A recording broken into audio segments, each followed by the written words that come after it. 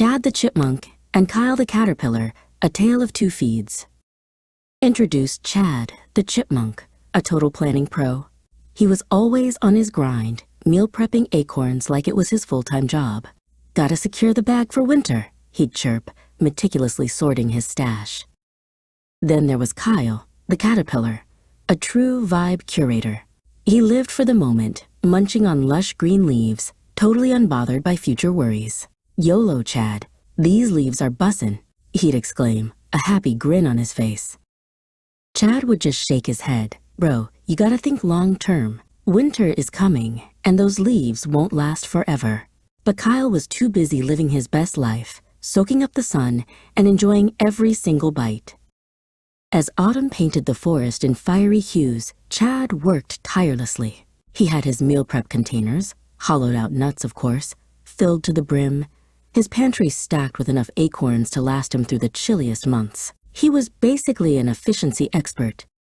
Meanwhile, Kyle was still chilling, enjoying the last of the tender leaves. No cap, this is peak season for greens, he'd declare, completely oblivious to the dropping temperatures and the bare branches appearing around him. Then, one morning, the forest woke up to a blanket of white.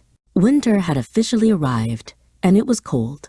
Chad, snug in his burrow, was feasting on a hearty acorn breakfast, feeling super prepared. But outside, Kyle was in a major pickle. The leaves were gone, replaced by icy branches, and his stomach was rumbling.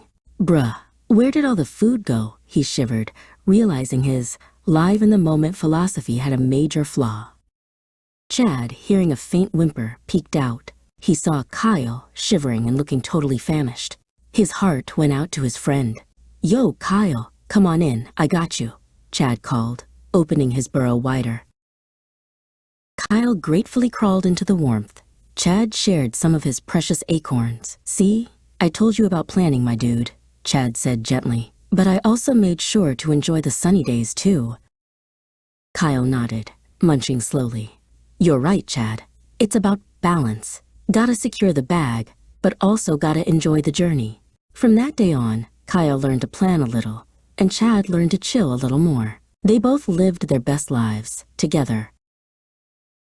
And so, Chad, with a wise nod, shared his ultimate wisdom. Look, it's totally cool to live your life and enjoy the good times, slay all day, whatever. But if you're only focused on the immediate hype and never think about building something solid for your future self, you're gonna get clowned when the season inevitably changes. Secure the bag or the acorns first, then flex. Don't let your future self catch you lacking. Word. Mic drop. Go touch grass responsibly. The Fox and the Sour Grapes. Reynard the Fox, known for his clever mind and a tail as bushy as a winter bush, often found himself in a pickle. Not a literal pickle, mind you, but a situation where his cunning wasn't quite enough. He lived on the edge of a bustling human village where the scents of freshly baked bread and ripe fruit often wafted tantalizingly through the air. One scorching summer afternoon, Reynard was particularly parched. He had searched high and low for a cool stream, but the heat had dried them all up. His tongue felt like sandpaper, and his usual spring in his step was replaced by a weary shuffle. Just as he was about to give up, a sight caught his eye. Over a stone wall, in a human's garden, hung the most magnificent bunch of grapes he had ever seen. They were plump, purple, and glistening with dew, promising a burst of sweet, refreshing juice. Reynard's eyes lit up. Aha, he thought, my thirst shall be quenched. He approached the wall with renewed vigor, his tail wagging with anticipation. He could almost taste the sweet relief. He leaped, stretching his paws as high as they could reach. But the wall was taller than he expected, and the grapes hung just out of his grasp. He tried again, a more powerful jump this time, scrabbling at the rough stone, but still, his efforts were in vain. He jumped and jumped, his muscles aching, his jumps growing weaker with each attempt. The grapes, though so close, remained stubbornly out of reach. Frustration gnawed at him, turning his initial excitement into a bitter disappointment. Finally, with a huff, Reynard stopped. He sat down, pretending to groom a paw, but his eyes kept darting back to the tantalizing fruit. He couldn't admit defeat, not Reynard the clever fox. "Those grapes?" he scoffed, loud enough for any passing squirrel or bird to hear, though none were around. "Why, they're probably sour anyway. Green and unripe. Not worth the effort." He wrinkled his nose in disgust. He stood up, stretched languidly, and began to walk away, his tail held high. "Only a fool would want such sour grapes," he muttered to himself, trying to convince himself more than anyone else. But deep down, as he continued his thirsty journey, Reynard knew the truth. The grapes had looked perfectly ripe and delicious. His cleverness hadn't failed him, his reach had. And sometimes, when we can't get what we want, it's easier to pretend we didn't want it at all. The boy who cried wolf, for real this time. Meet Finn. His main gig, being a shepherd, which, let's be real, meant chilling with a flock of fluffy sheep all day. He'd guide them to the best spots, keep them safe, you know the drill. But Finn had a secret, and it was a major vibe killer. He was utterly, totally, mind-numbingly bored. Like, scroll through your entire feed twice and still bored level.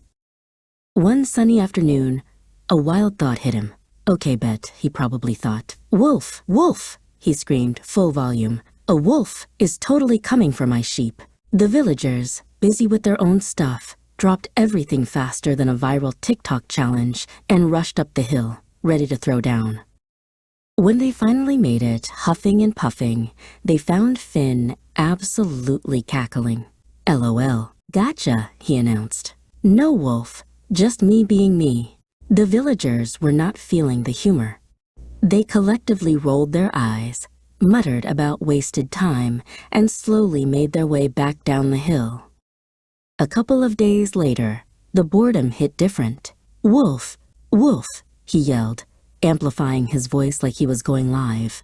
Again, the villagers started their trek up, but this time it was more of a slow-mo walk, with everyone thinking, "Seriously? This again?"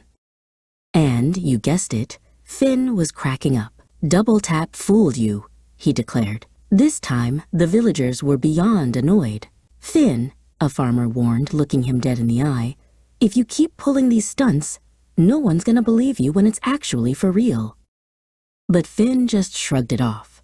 He thought it was peak comedy. Then, one evening, as the sun dipped below the horizon, a shadow detached itself from the trees. Two glowing eyes, like tiny headlights, locked onto his flock. This wasn't a drill. A real, seriously hungry wolf had entered the chat. Finn's heart was doing a full-on drum solo. "Wolf! Wolf! OMG, help! A real wolf is actually here!" he shrieked, his voice cracking. He scanned the village, desperate to see familiar faces rushing to his rescue. But crickets. No one showed up.